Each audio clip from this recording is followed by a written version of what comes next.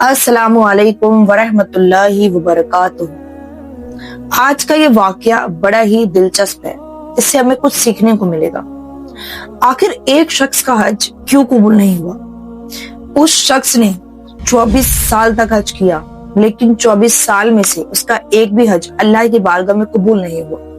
आखिर वो ऐसी कौन सी गलती कर रहा था जिससे उसका एक भी हज कबूल नहीं हुआ? चलिए जान लेते हैं। हजरत मालिक बिन दिनार रहमतुल्लाह अलैह फरमाते हैं कि मैं हज पर गया तो मैंने देखा कि हज पर बड़ा ही रश लगा हुआ था।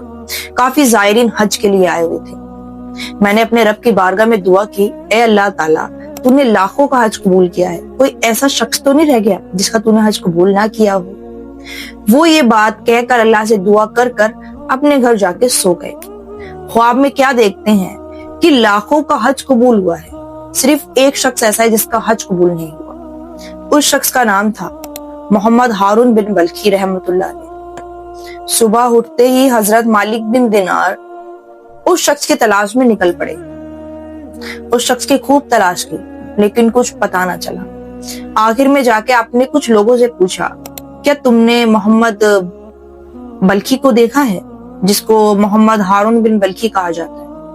तो लोग कहने लगे, जी हाँ, वो तो बड़े नेक शख्स हैं, बड़े ही परहेजगार हैं, बड़े ही अल्लाह की इबादत करते हैं, बहुत नेक बंदे हैं, बहुत अच्छे बंदे हैं। फिर वो सोचने लगे कि मुझे तो ख्वाब आया था कि इस शख्स का हज कबूल नहीं हुआ, फिर इतना नेक बंदा, इसका हज कबूल क्यों नहीं हुआ? मैं इससे मिलना चाहूंगा। फिर हजरत मालिक बिन दिनार फरमाने लगे कि मतलब किस तरह के नेक शख्स हैं, ऐसा क्या करते हैं वो जो आप उनकी इतनी तारीफ कर रहे हैं?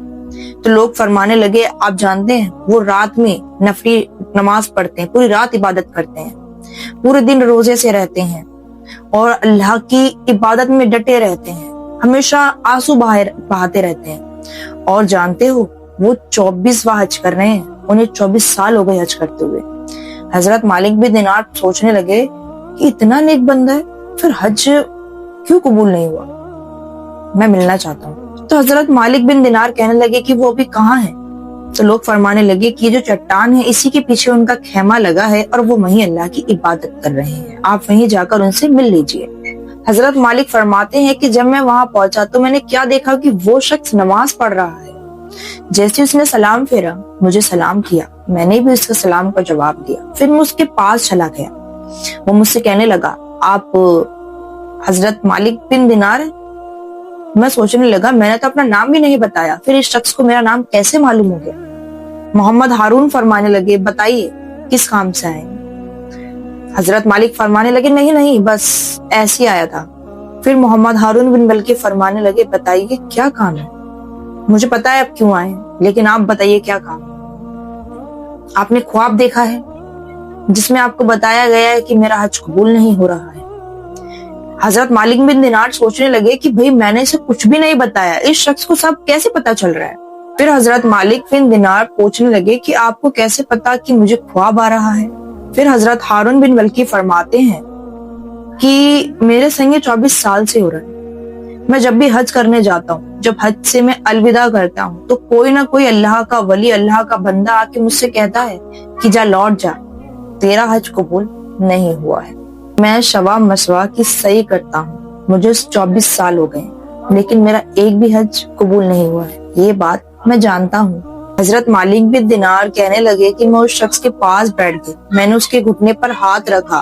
बड़ा ही मजबूर इंसान था, बड़ा ही मजबूर, एक हाथ भी नहीं था। मैंने उससे पूछा कि आपका हज क्यों कबूल नहीं हो रहा है और ये हाथ आपका कैसे कट गया? चेहरे पर नमाज के निशान नुमाया है, फिर भी आपकी हज कबूल नहीं हो रही, ऐसा क्यों? हजरत हारून बिन बल्खी कहने लगे, नहीं रहने दीजिए, आपको मुझसे नफरत हो जाएगी। हजरत मालिक बिन दिनार कहने लगे, नहीं, बताइए क्या बात है? हजरत हारून बिन बल्खी फरमाते हैं कि मेरा हज इसलिए कबूल नहीं हो रहा, मैं अपनी माँ का नाफरमान था। कहने लगे, अल्लाह ने मुझे जमीन दी, जायदाद दी, घोड़े दिए, बंगला दिया, लेकिन मैंने कभी उसकी कदर नहीं की, मैंने कभी अल्लाह को नहीं समझा। रमजान का पाक महीना चल रहा था, मेरी माँ तंदूर के पास बैठकर असर के वक्त रोटी बना रही थी। मैं अपनी माँ के पास आया और कहने लगा, रोटी का कोई इंतजाम है या नहीं, या आज खाना नहीं देना? उसकी माँ कहने लगी, कुछ तो शर्म कर, तू तो रोजा रखता नहीं, जिन्होंने रोजा रखा है कम से कम उनकी तो शर्म कर ले। वो कहने लगे, मुझे इतनी जोर की गुस्सा आया, मैं जलाल में आ गया। मैंने अपनी माँ को एक जोरदार थप्पड़ दिया और मेरी माँ उस जलते हुए तंदूर में गिर गई। लोगों ने मुझे कमरे में बंद कर दिया। बाहर क्या हो रहा था मैं सब सुन रहा था। सब रो रहे थे, चीखो पुकार हो रही थी, लेकिन मैं शराब के नशे में पड़ा हुआ था। अगले दिन ज़ोहर के बाद आंख खुली। मैंने देखा कि मेरी बीवी अलमारी से कपड़े निकाल रही है। मैंने उससे पूछा कि कहाँ जा रही हो, तो वो कहने लगी, मैं माँ के कातिल के साथ नहीं रह सकती। जिसने अपनी माँ का कत्ल कर दिया हो उसके साथ में कैसे रह सकती हूँ। हजरत हारून बिन बल्की फरमाने लगे, क्या माँ मर गई? वो कहने लगी, हाँ, जब आपने कल अपनी माँ को एक जोरदार थप्पड़ मारा तो जलते हुए तंदूर में आपकी माँ गिर गई और इस दुनिया से रुखसत हो चुकी है। वो कहने लगा, मेरी माँ का जनाजा कहाँ है? बीवी फरमाती है, उन्हें दफन कर दिया। उन्होंने मरते वक्त आखिरी अल्फाज यही कहे थे कि मेरे बेटे को मेरे जनाजे के करीब मत आने देना, उसे मेरा मुंह भी मत दिखा। हजरत हारून बिन बल्की फरमाते हैं कि मैं उसी वक्त उठा और मैंने कुल्हाड़ा लिया और जिस हाथ से माँ को थप्पड़ मारा था मैंने वही हाथ अपना काट दिया। जमीन, जायदाद, बीवी, बच्चे सब छोड़ दिए। सब गरीबों में, यतीमों में खैरात कर दी मैंने अपनी जायदाद और मैं आम जिंदगी जीने लगा। सारी रात नमाज पढ़ता हूँ, सारी रात नफल नमाज पढ़ता हूँ, दिन के रोजे रखता हूँ, अल्लाह की इबादत करता हूँ, लेकिन मुझे अर्श का मालिक माफ नहीं करता। मालिक बिन दिनार फरमाते हैं कि मैं उठा और मैंने एक जोरदार थप्पड़ उस हारून में दिया और कहने लगे, तू इसी के ही काबिल है, तुझे कभी माफी नहीं मिलेगी।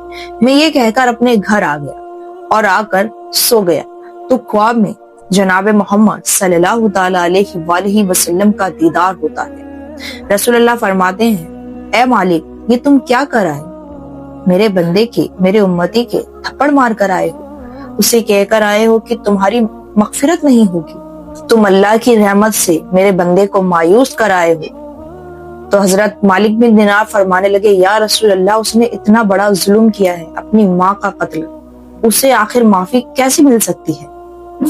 तो महबूब इलाही रसूलुल्लाह सल्लल्लाहु अलैहि वसल्लम फरमाते हैं कि ए मालिक, एक बात बता दूं, कयामत के दिन उस बेटे की, उस लड़के की, उस हारून की बख्शिश खुद उसकी माँ कराएगी।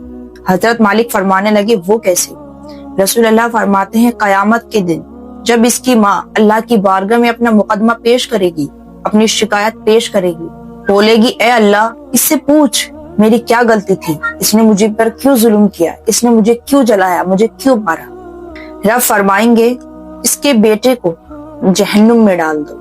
माँ से फरमाएंगे, हम तुम्हारे बेटे को जहन्नुम में डाल दें, तुम्हें कोई शिकवा तो नहीं, तुम्हें कोई गम तो नहीं? उसकी माँ कहेगी, नहीं, मेरे बेटे पर सख्त जुल्म किया जाए, इसे जहन्नुम में डाल दो। जैसी उस बेटे के हाथों में जंजीरें डाली गईं, उसे जहन्नुम की तरफ ले जाया गया। वो कुछ कदम चलता, फिर अपनी माँ की तरफ देखता, फिर कुछ कदम चलता, फिर अपनी माँ की तरफ देखता, फिर कुछ कदम चलता, फिर अपनी माँ की तरफ देखता। हाय, माँ का दिल पिघल गया। माँ अल्लाह से कहती है, ए अल्लाह, ए मेरे अल्लाह, मेरे बेटे को बख्श दे, मैंने इसे माफ किया। सुभान अल्लाह, सुभान अल्लाह। हम लोग अपने माँ बाप को कुछ नहीं समझते, उनकी रत्ती भर इज्जत नहीं करते और अपने माँ बापों पर आज की जनरेशन बहुत ज्यादा जुल्म और सितम करती है। हमारा हज ऐसे ही कबूल नहीं हो जाता, हमें छोटी छोटी चीजें पहले जांच कर लेनी चाहिए। अगर आप हज के लिए जा रहे हैं तो मत जाइए। अगर आप अपने माँ बाप के नाफरमान हैं और हज के लिए जा रहे हैं तो मत जाइए, कोई फायदा नहीं है, हज जाया जाएगा। पहले माँ बाप के फर्मा बरदार बनिए, फिर हज को जाइए। आप लोगों को ये वाक़या कैसा लगा आप लोग जरूर बताएं। मिलते हैं कोई नई वीडियो के संग, जब तक के लिए अल्लाह हाफिज।